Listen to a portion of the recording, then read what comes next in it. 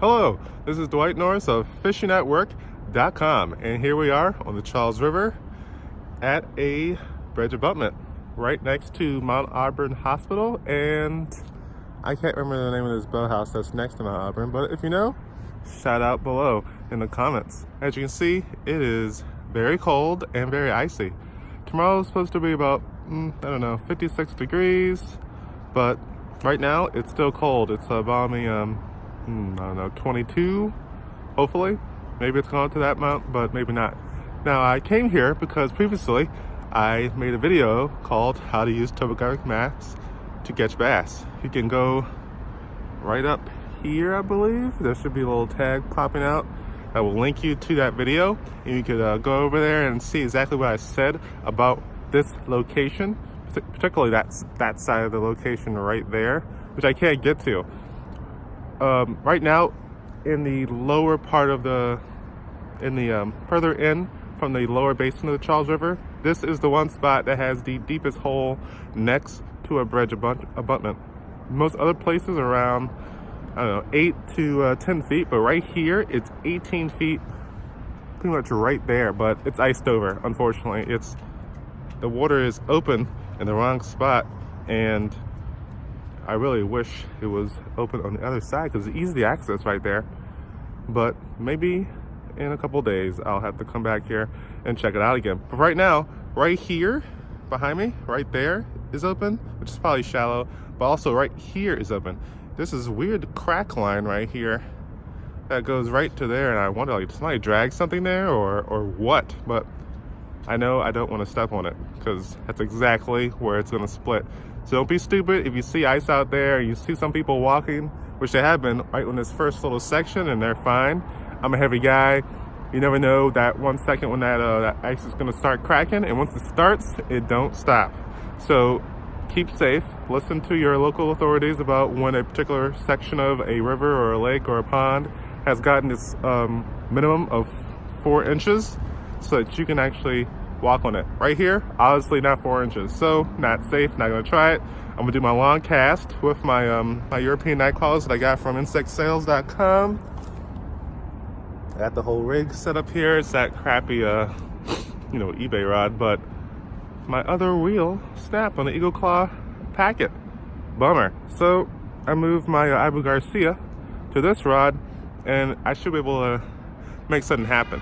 So I'm gonna check back once I try out casting to this spot, probably unsuccessfully a couple times, but if I get it in the hole and something starts biting, I'm gonna come back online. Hello, I'm back.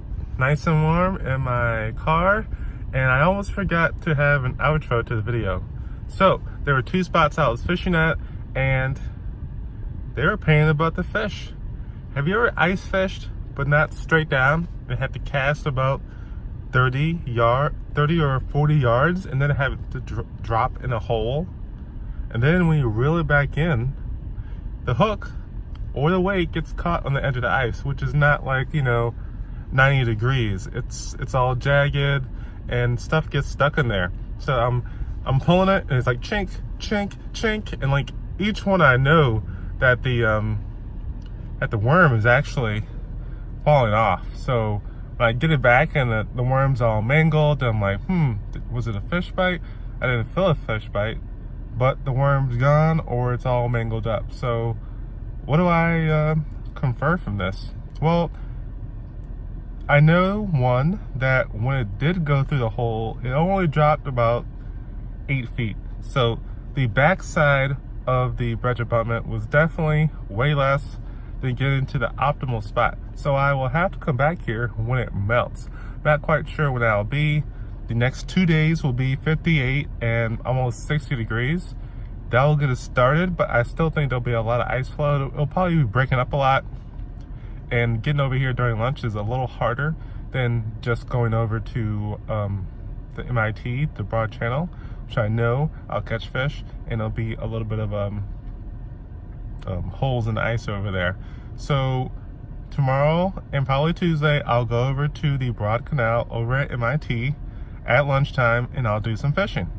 Getting to this spot with transportation, I'm not even sure if there's a bus that actually stops around here. I would literally have to I would have to take the Harvard bus, go right past the Harvard football stadium, try to find a hole in the fence or around just past the fence near the skating club of Boston or further up, and slide around there and walk up, which is a lot of time wasted and not the kind of time that I have. So I'll have to leave this to another time. Today, I was lucky, and my mother-in-law took the kids out for a nice bus and train ride and left me with time to go fishing.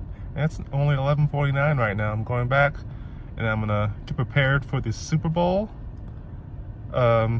Not really going to cheer for any team. I am from Boston. Now, I've been here for 10 years, but beforehand, I'm from Virginia and I'm a Redskin fan. So, and I know that ain't happening probably ever. So, I don't know. I cheer for the local team when the other team isn't somebody I like. I do like the Kansas City Chiefs, though. I like their quarterback. He's good. Mahomes. He's gonna be something to handle in the next 10 years. I think he's coming up. As long as he doesn't get hurt like all the Redskin quarterbacks. Like, their knees are snapping every game. Can't even keep a quarterback there. It's crazy. Anyway, forget about the football. Watch the Super Bowl, have some fun, have some beers, hang out with your family, hang out with your friends, and think about when the next time you can go fishing and make it happen.